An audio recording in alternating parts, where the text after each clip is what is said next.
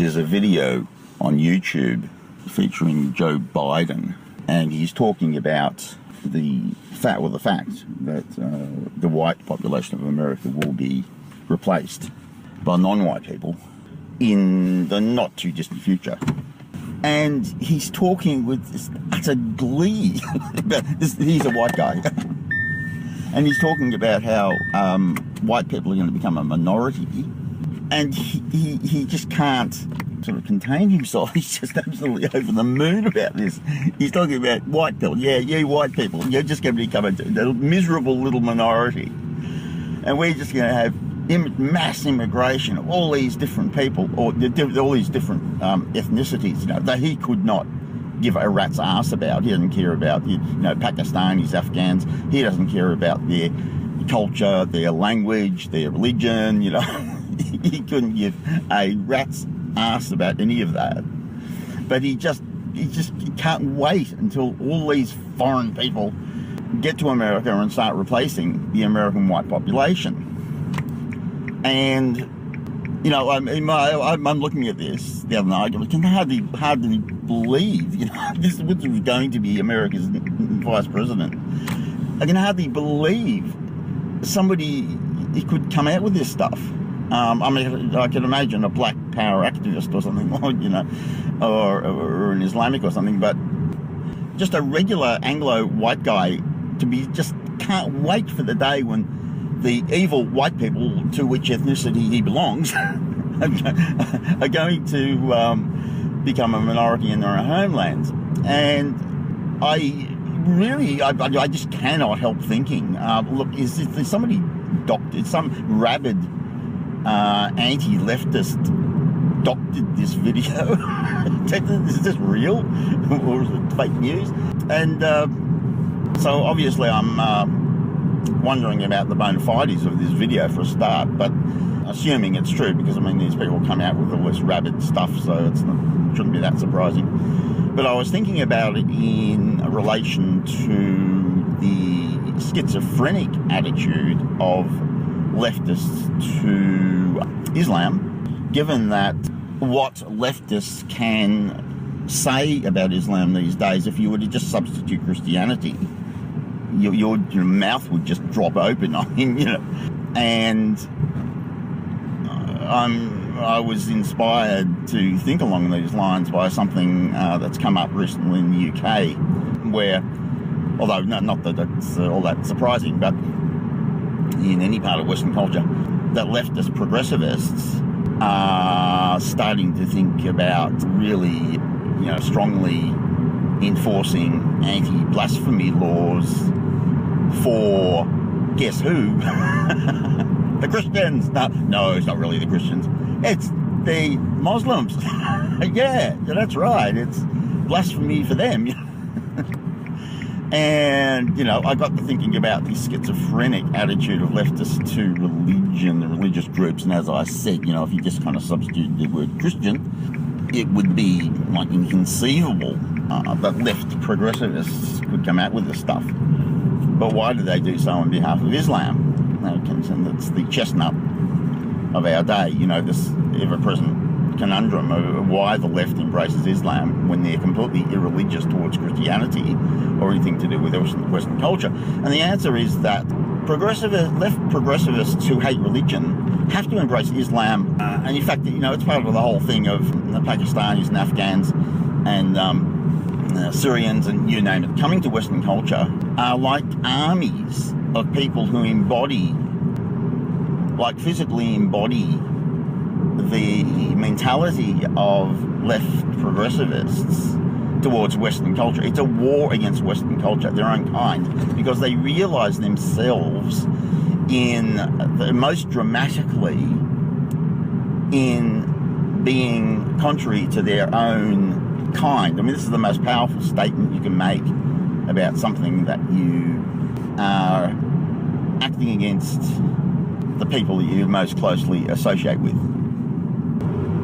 I think of it as traitors to their own kind, but it's also the most dramatic statement of a progressivist, reformist, quote-unquote, mentality and philosophy and political philosophy. And that's what they want. So it's the enemy of my enemy is my friend. So they hate Christianity, but they indulge Islam in pursuance of their multicultural project. The truly astonishing thing about Biden's video is that here is a leftist who obsesses about saying anything negative about people's race, anything negative at all. And there are two real anomalies with this video, with what he's on about. The first is that he unabashedly puts across negative views of an entire race, that is the white race. I mean, a lot of people on YouTube have done this. They've just taken statements about leftists about white people and just substituted black, Jew, Asian, whatever. And these people would be, like, apart from having their lives destroyed, they might actually, wind up in jail or something like that. But he carries on about white people, in a way that you just no way he would talk about people of another race, any other race apart from white people. White people are the only people you can hate these days, of course. The other anomaly is that Biden himself, of course, is white, so he's bagging out his own kind. I've seen this video before, but in recent days, I think it caught my attention because I caught this woman on YouTube the other day, came out with something that really sort of knocked me back on my feet in a way. She said, this is a comments directed towards feminists. What do you think about aborting baby girls, killing baby girls? Leftists, they're almost entirely, the whole lot of them support abortion. So this comment was directed at the feminists who support abortion, but they're also supporting the killing of baby girls in a society that will not allow any negative comments about women, old women, young women, teenage girls, or baby girls. So you can't say anything nasty about baby unborn girls, but it's all right to kill them. Which